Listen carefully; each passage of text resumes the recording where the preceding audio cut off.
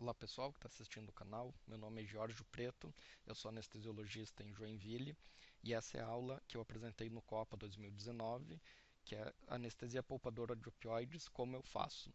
Então essa aula tem um enfoque bem prático, bem do dia a dia, com exemplos, com casos clínicos e um pouco da base teórica, mas a base teórica principal está na outra aula que está no canal. Se vocês derem uma olhada, tem uma outra aula sobre redução de opioide que detalha mais a base teórica e falando mais sobre cada uma das drogas utilizadas.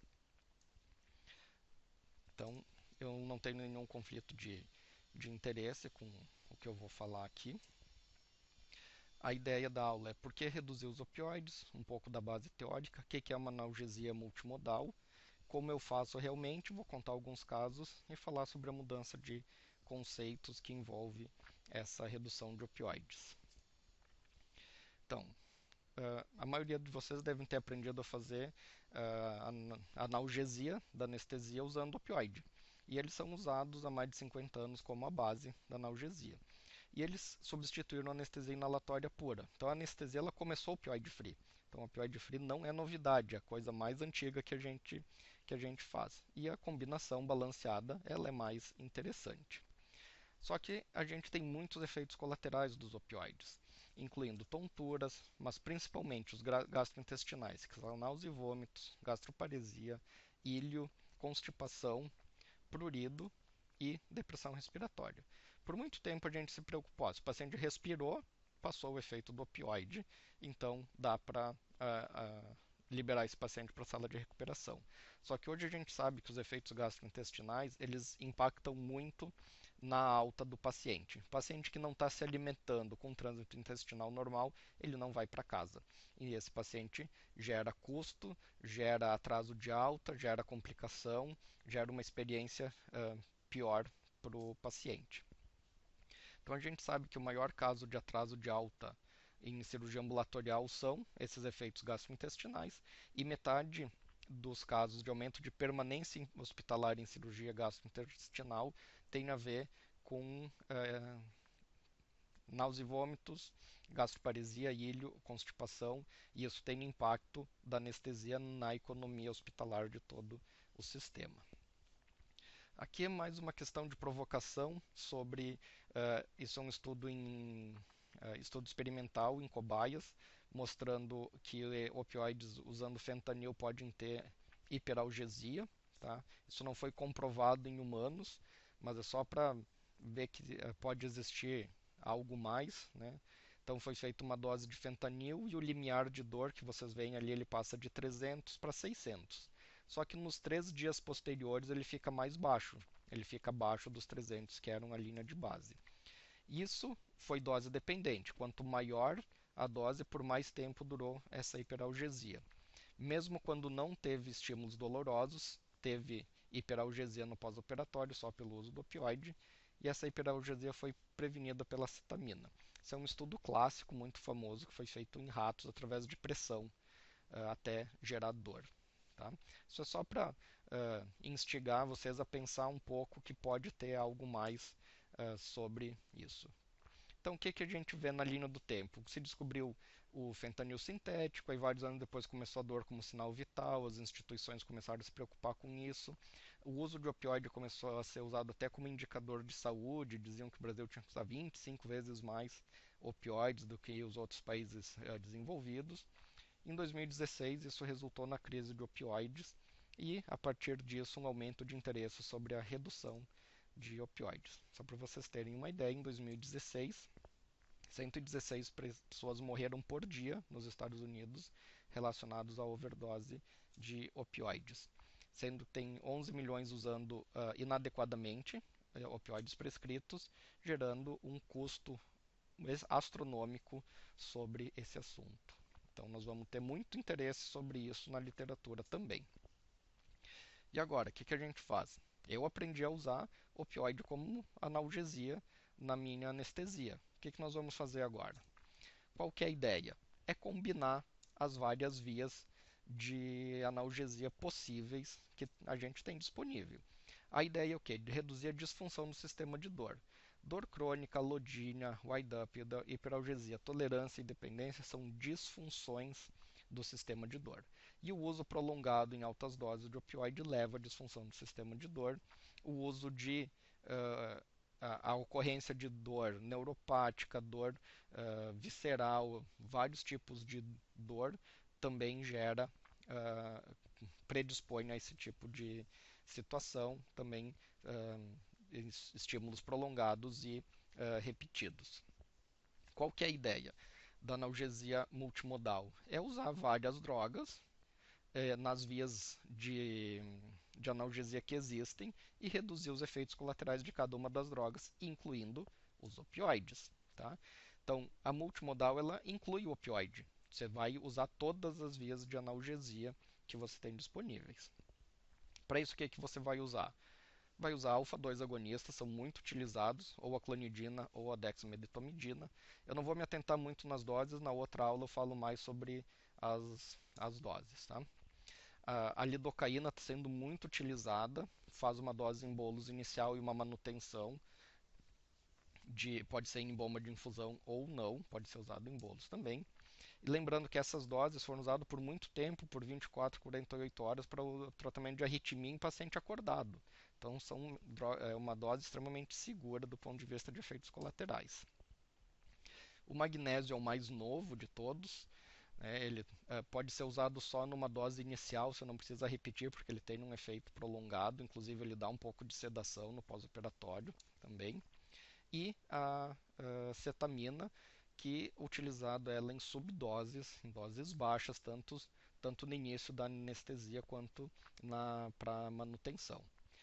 Então aqui a ideia assim, a gente aqui usa cetamina em baixas doses, como a gente está com a ideia de usar o opioide em doses mais baixas para reduzir os seus efeitos colaterais, do mesmo jeito que a gente está indicando usar cetamina em baixa dose para reduzir os seus efeitos colaterais. Cada uma dessas medicações que eu estou citando aqui tem as suas meta-análises, várias meta-análises para cada um deles, mostrando a eficácia para reduzir opioide. Todos eles têm. O que nós vamos falar aqui é sobre a combinação dessas medicações na tua anestesia. Então, como que eu faço? Quando eles me pediram para dizer o que eu faço no meu dia a dia, eles me deram a liberdade poética de realmente falar como eu faço. Cada uma dessas medicações, nessas doses, tem uma literatura gigantesca sobre cada uma delas. O que eu faço é colocar todas elas juntas de uma maneira de ser viável de você utilizar, para não ter que usar 3, 4 bombas de infusão na mesma cirurgia. Então esse é o modelo que o pessoal chama de bomba tripla, bomba quádrupla, para você fazer a anestesia com redução de opioides.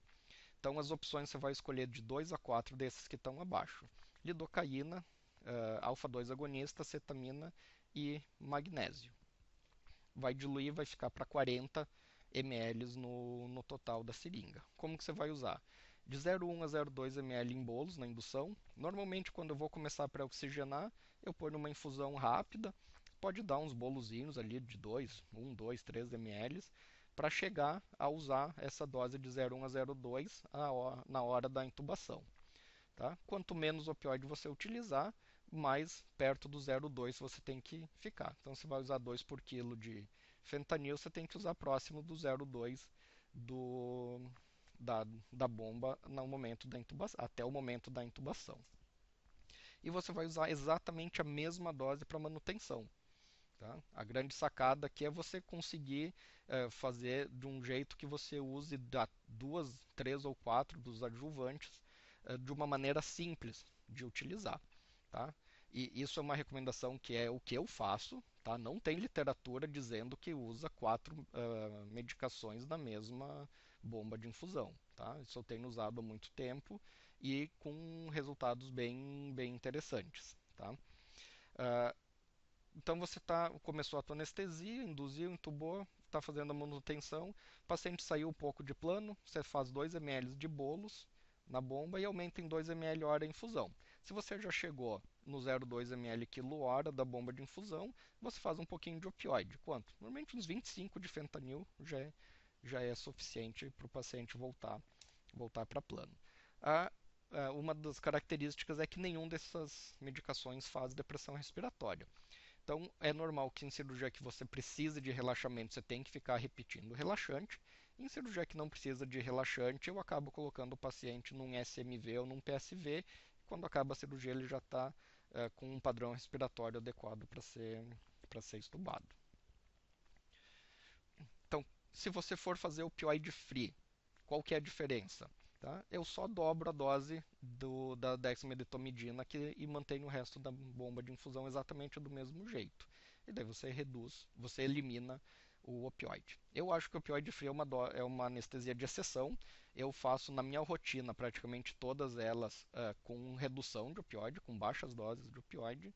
O opioide free é para situações de exceção, mas você pode usar o mesmo funcionamento, a mesma bomba de infusão, só vai dobrar a dose da dexmedetomidina. Aí, em vez de ter o opioide, você vai usar a dexmedetomidina como a base da tua anestesia.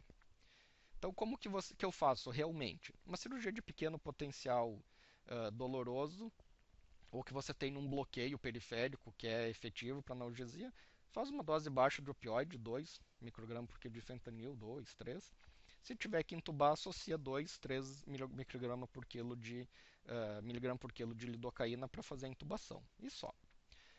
Mas quando você tem uma cirurgia de potencial médio, potencial doloroso, que você não tem bloqueio para fazer, seja lá qual for o motivo, você vai manter a mesma dose de fentanil, 2 a 3 microgramas por quilo, e vai escolher dois dos adjuvantes. Tá? E quais dois? Pode escolher qualquer um deles, baseado no paciente, baseado na cirurgia. E eu vou usar em bolos ou infusão contínua, dependendo se a cirurgia for um pouco mais prolongada. Quais são as opções? Lidocaína, cetamina, alfa-2 agonista ou magnésio. Os que eu mais uso no dia a dia, cirurgia mais rápida, lidocaína e clonidina, são os que eu mais uso. Então vamos dar um exemplo prático, uma videocirurgia abdominal, uma vesícula por vídeo.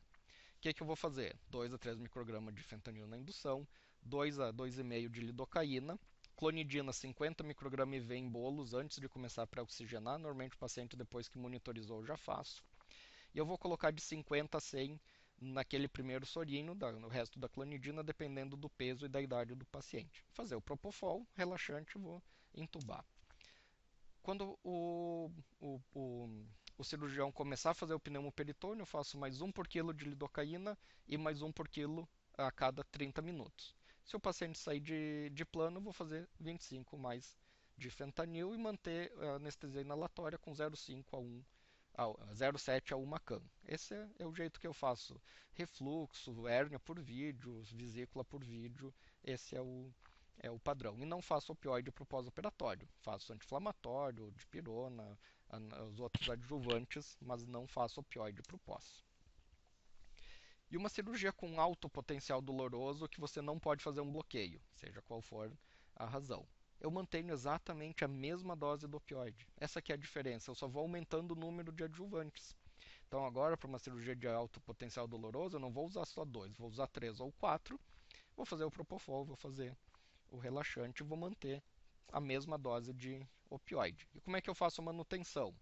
Com a bomba tripla ou quádrupla, quais três? Se você quer eliminar algum, escolhe, dependendo do paciente, você vê o que você quer fazer. E se sair de plano, faz 25 de fentanil. Se você fizer mais ou menos 25 de fenta, 25, 30 de fentanil por hora, mais ou menos uma dose de PCA de fentanil. Mantém o servo na mesma quantidade e você desliga a bomba mais ou menos uns 20, 30 minutos antes de acabar a cirurgia. E no pós-operatório, quando eu uso cetamina, magnésio e alfa-2 agonista no trans, eu coloco no pós, aqui a nossa rotina é PCA de fentanil, nesse modelo que está aí, e daí eu acrescento cetamina e clonidina no PCA de fentanil e mantenho para o pós-operatório. Então, como é que é o PCA de fentanil para o pós-operatório? Esse que tá aí. Normalmente eu já começo um pouco antes de acabar a cirurgia, você já pode começar. Se você quiser começar no meio da cirurgia também pode começar, quiser começar depois, tanto faz, pode usar. O interessante é que como as doses são baixas de cetamina e de clonidina, você ter usado no transoperatório.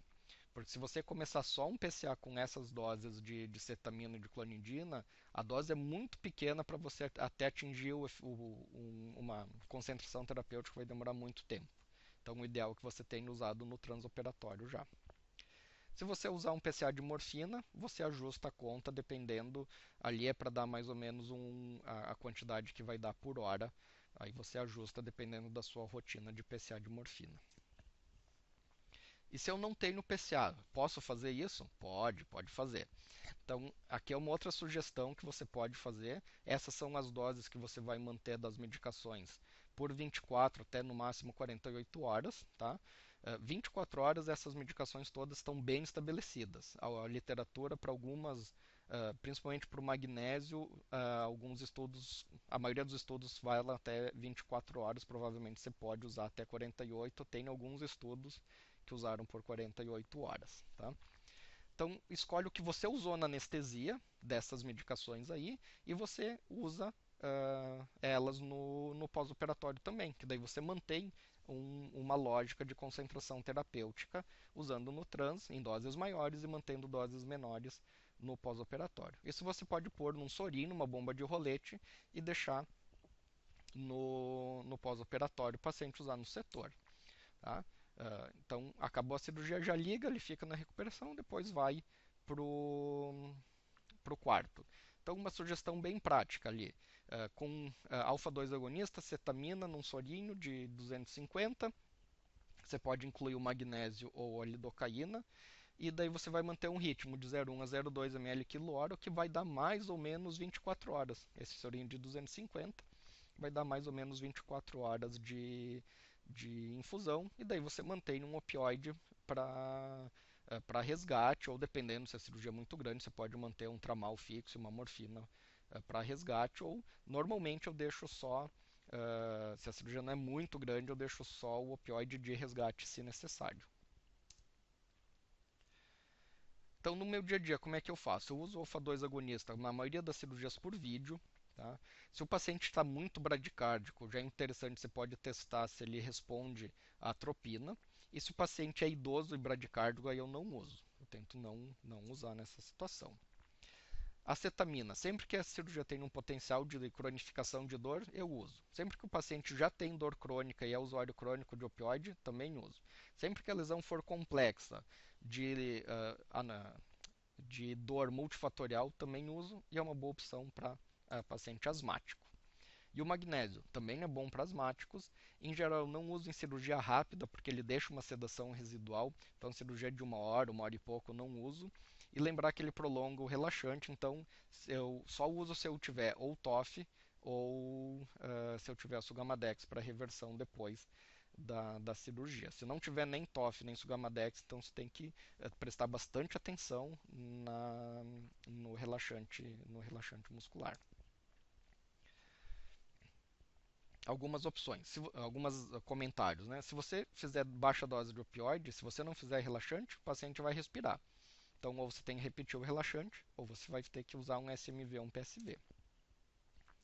Se você fizer uma venosa com propofol, você vai ter que baixar um pouquinho o alvo, porque as outras medicações também são sedativas. Tá? Utilizando essas técnicas, eu quase não uso opioide na minha rotina, porque você usar 2, 3 por quilo de fentanil numa cirurgia de 1 hora e pouco, todo paciente vai respirar. Eu não uso opioide para o pós-operatório, eu deixo só morfina se necessário na sala de recuperação, e o que eu percebo é um uso pequeno de opioide na recuperação. Tá? O paciente acorda rápido, tá? Na hora que vocês tiverem um pouco de mão com isso, vocês vão ver que o paciente não demora mais para acordar porque você está usando essas medicações. Tá? Tem uma literatura crescente mostrando que a redução do uso do opioide no trans está reduzindo o uso de opioide na recuperação. Algo a mais que além da concentração farmacológica. Porque você imagina assim, você usou lidocaína, cetamina em subdoses e uma clonidina. E usou 3 por quilo de fentanil numa cirurgia de 1 hora e pouco. Você vai ver esse paciente 2 horas depois na recuperação, ele está sem dor e ele não usou mais opioide. A concentração farmacológica das medicações que você fez já passou. Alguma coisa a mais tem além só da concentração farmacológica. Eu não sei o que é, a literatura não está claro sobre isso. Pode ser a hiperalgesia do opioide, não se sabe, tá? o que é que acontece. Mas também eu gostaria de lembrar vocês que vocês já devem ter escutado muito falar que o beta-bloqueador ele faz analgesia. Ele diminui a necessidade de opioide no pós, tá? Que deve ser algo relacionado a isso, que talvez seja a hiperalgesia. Porque quando você usa beta-bloqueador no transoperatório, você acaba usando menos opioide no transoperatório e você acaba usando menos opioide no pós. Vários estudos mostraram isso. Não se sabe qual é o mecanismo. Tá? Talvez o mecanismo seja a redução da hiperalgesia do opioide. Mas isso é extrapolação, é uma opinião, tá? Não está claro na literatura, mas quando vocês começarem a fazer isso de rotina, vocês vão ver que o uso de opioide no pós-operatório é menor, mesmo você tendo usado menos opioide no transoperatório. Tá? Então, isso são umas observações que são uma opinião pessoal minha. A literatura não é clara. O que eu queria deixar de mensagem para vocês é que ninguém passa de fazer uma anestesia só com opioide para não fazer quase nada de opioide de uma vez só. Isso é um caminho, tá? Você tem que escolher uma das medicações que você tem mais confiança, mais familiaridade e começa a usar e reduz em torno de 20, 25% da dose do opioide que você estava usando. Tá? Daí que você acrescenta mais uma, vai reduzir mais um pouco, aí conforme você vai acrescentando mais medicações, você vai reduzindo cada vez mais o opioide, em torno de uns 20% para cada adjuvante que você fizer. Se você fizer os quatro, você vai poder usar uns 20, 25% da dose de opioide que aquele paciente precisaria. Ou diminuir o inalatório mais o opioide, você vai rebalancear a tua anestesia. Então começa com um, escolhe mais um e depois aos poucos você vai acrescentando isso na tua prática, no teu dia a dia. Tá? Lembrar que a anestesia é balanceada. Então se você fizer mais 3, 4 adjuvantes, você tem que reduzir o opioide, talvez tenha que reduzir o inalatório ou o propofol como hipnótico também. Tá? Eu queria contar alguns casos para vocês. Eu comecei a trabalhar com anestesia sem opioide, com cetamina e alfa-2 agonista em pacientes grandes queimados, aqueles pacientes crônicos que ficam fazendo curativo, debridamento, e a minha tese de doutorado foi nesses pacientes queimados com a anestesia para curativo sem opioide, usando só alfa-2 agonista e cetamina, com resultados muito interessantes. Isso já faz eu comecei a estudar isso em 2005, então faz bastante tempo já que eu tenho estudado. A minha tese de doutorado foi sobre isso, explorando essa questão da redução do opioide, da tolerância, da dependência, da hiperalgesia. Eu tive um caso muito marcante que foi de uma paciente em torno de uns 50 anos que teve um trauma abdominal, que fez uma colostomia, aí ela teve que reoperar para fazer uma drenagem de abscesso e eu fui fazer a cirurgia dela, então seria a terceira cirurgia abdominal para fazer a reconstrução de trânsito. E essa paciente ela disse que ela tinha vomitava muito no pós-operatório e que ela estava com PCA. Aí eles tiravam o PCA e daí ela sentia muita dor. Aí eles começaram com opioides para analgesia, não no PCA, e daí ela vomitava. Aí eles tiraram. E daí isso aconteceu na primeira cirurgia, aconteceu na segunda cirurgia, e ela disse que ela sofreu muito e ela chegou a cogitar viver com a colostomia só para não ter que passar por uma outra experiência dessas que ela, ou ela vomitava ou ela ficava com muita dor.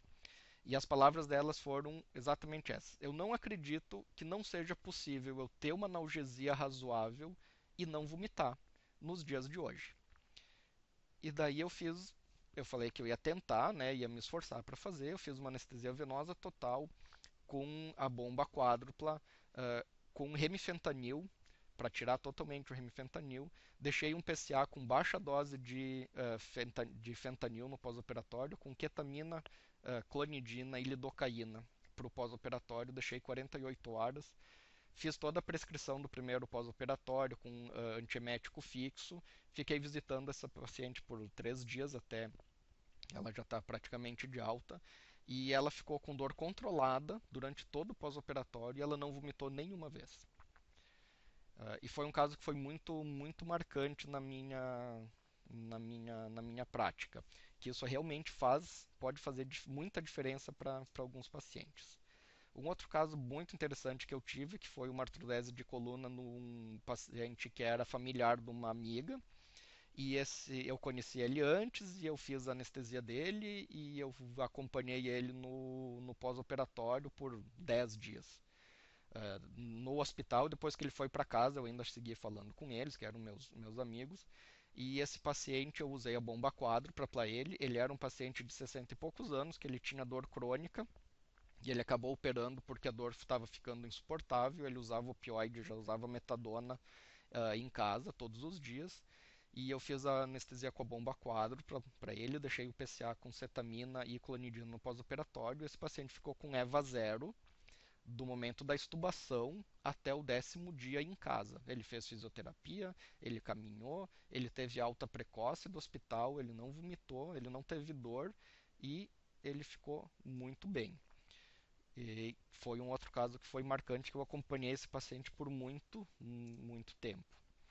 E teve uma outra cirurgia de um cirurgião que é meu amigo, que faz prótese de quadril, que eu fiz 3 próteses de quadril no mesmo dia para ele, com a bomba quádrupla, e deixei PCA no pós-operatório, não fiz bloqueio nenhum associado.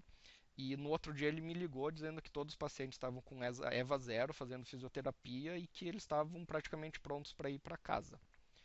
Foram casos que eu tive, que foram marcantes na minha prática, e eu tenho feito essa redução de opioide, essa utilização no meu dia a dia com quase na totalidade dos casos.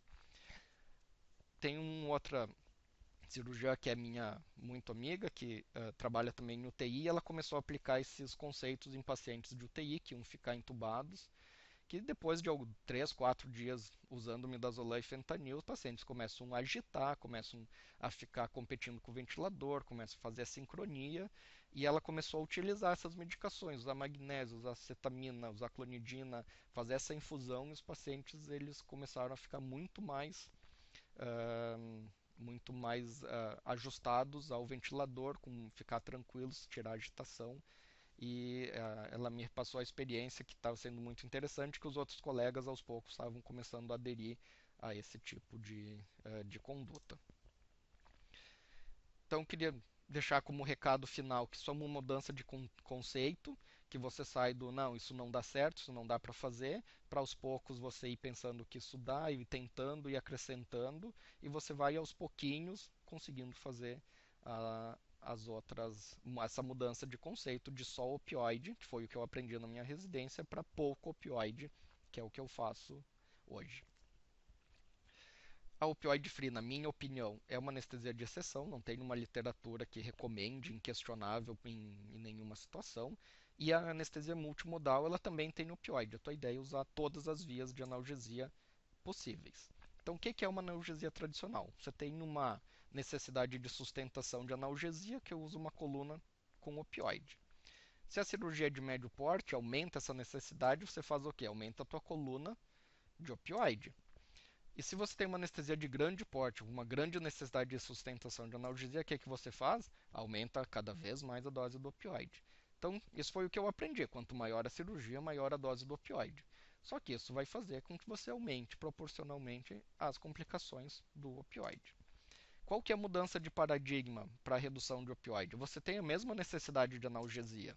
A diferença é que você vai balancear entre todas as vias disponíveis para analgesia.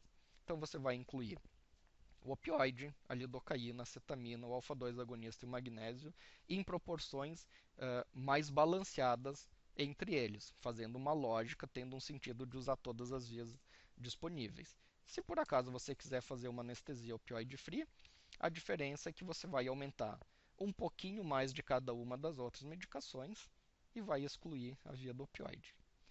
Nessa situação, o opioide free ela passa a fazer sentido. Se você só usa opioide, a anestesia opioide free não faz absolutamente nenhum sentido na sua prática, porque você não consegue ver dessa maneira que você consegue balancear entre as outras vias de analgesia. Então, isso realmente é uma mudança de paradigma, uma mudança de conceitos. Eu acredito que a redução de opioide será o gold standard nos próximos anos. Então eu convido vocês a repensar as condutas. Eu tive que repensar, eu aprendi a fazer anestesia só com opioide e hoje eu faço pouco opioide. e eu utilizo muito adjuvantes. Tá? E lembrar que a hora que você abrir a cabeça para uma ideia nova, ela nunca mais vai voltar a ser a mesma, a mesma coisa. Então, eu convido vocês a refletir, a experimentar, a testar e passo a passo. Começa com um, acrescenta outro e aos poucos você vai percebendo os resultados na sua prática, no seu dia a dia e você vai ver como é interessante ter essas possibilidades e acrescentar isso no teu arsenal terapêutico, no seu potencial anestésico. Pessoal, muito obrigado. Queria agradecer. Tem outras aulas lá no canal, quem quiser seguir o canal. Tem outras aulas que todas as aulas que eu dou apresento em congresso e em jornadas eu coloco a maioria delas aqui no YouTube de uma maneira democrática, livre, gratuita para todo mundo. Muito obrigado.